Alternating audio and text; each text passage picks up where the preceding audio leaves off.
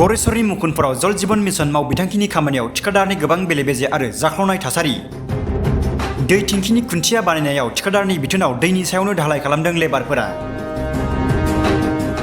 आथिखालनि तामुलपुर जिल्लानि गरेस्वरनि मुखुनफोराव मिरु सोरखारनि गोबां सावरायजाथाव जल जीवन मिशन मावबिथांखियाव गोबां जाख्लनायनि अजद थिखांदों।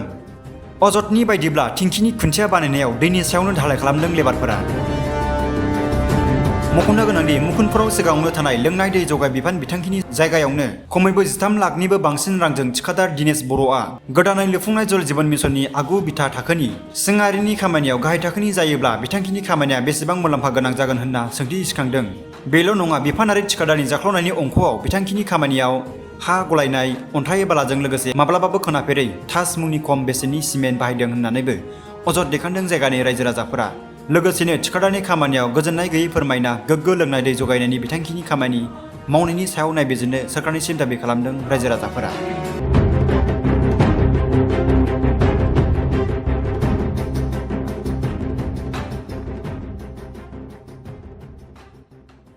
যিটো কাম কৰি আছে এই কামটোৰ চিমেণ্টটো কম দামী তাজ এই নামটো আমি শুনাই নাই।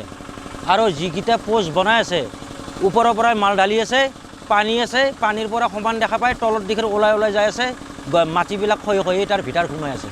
এইবিলাক ঠিকাদাৰে সেই পকেট গৰম কৰাৰ কাৰণেহে কৰিছে, ভাল কামৰ কাৰণে কৰা নাই। এইবিলাক কাম ভাল নহয়। বালিটো মাটি আছে, বালিটোত খুব মাটি আছে, এইটো মছলা মাৰিলে চব ফাটি যাব। এইটো কাম ভাল নহয়। এতিয়া চব পকেট গৰম কৰাৰ কাৰণে এইবিলাক কাম কৰিছে। লুণ্ঠন চৰকাৰে এতিয়া চাব লাগে, চাই পেলাই নিজে হেৰি দি কামটো কৰিব লাগে, চাৱা মানুহ পঠাই দিব লাগে। ঠিকাদাৰে এইটো পকেট লুটাৰ কাৰণে কৰিছে, পকেটত থুপৰি কৰাৰ কাৰণে। ৰাইজৰ কাম ভাল নহয়, ৰাইজৰ কামটো ভাল নহয়। পকেটত ভৰ্তি কৰি লৈ যাব ঠিকাদাৰে। এইবিলাক চব কম দামী চিমেণ্ট, কম দামী বালি, মাটি মিছোৱা কাম ঠিক হোৱা নাই। নাম কি আছিল? ঠিকাদাৰটোৰ নাম দিনেশ বড়ো। দিনেশ বড়ো। চোৱা চিতাটো কোনে কৰে? এই ঠিকাদাৰে কৰে। কোন হয় এইটো? মানে মোৰ ভাইটিয়ে। কি কোন হয়? নামটো সৈজুল হক। সৈজুল হক। আজি যে বহুত পানী থকাৰ পিছতো আপোনালোকে মাল ঢালিছিল, পানীটোতো আমি চেকছোঁ না, মানে চেকাৰ পিছতে মেচিনটো লাগে লৈ যায়। আৰু এইকেইদিন পিছি মাৰিছোঁ তলত। টাইট হোৱাৰ কাৰণে কিবা মেডিচিন দিছে?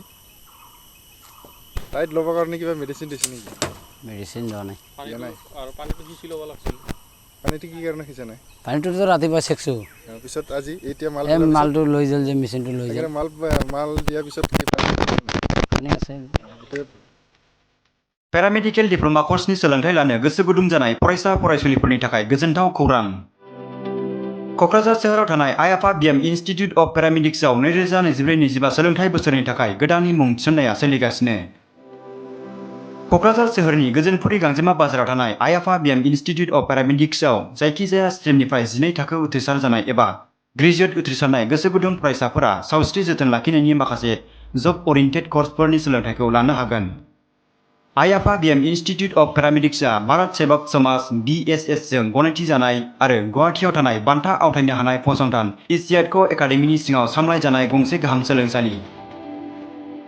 आइ-आफा बिएम इनस्टिट्युट अफ पेरामेडिक्सआव medical laboratory technology, assistant nursing, first aid and patient care, operation theatre एबा OT टेकनिशियान, रेडियोल'जी टेकनिशियान बायदि कर्सखौ 2 बोसोरनि गेजेरावनो आबुं खालामनायजों पेरामेडिकेल कर्सनि डिप्ल'माखौ लानो हानायजों लोगोसे प्लेसमेन्टनि खाबुबो मोननो हागोन। आबुंसिनै मिथिनो थाखाय 9821663110 एबा 9395899391 मबाइल नम्बराव थोंजों सोलाद लाहरनो हागोन।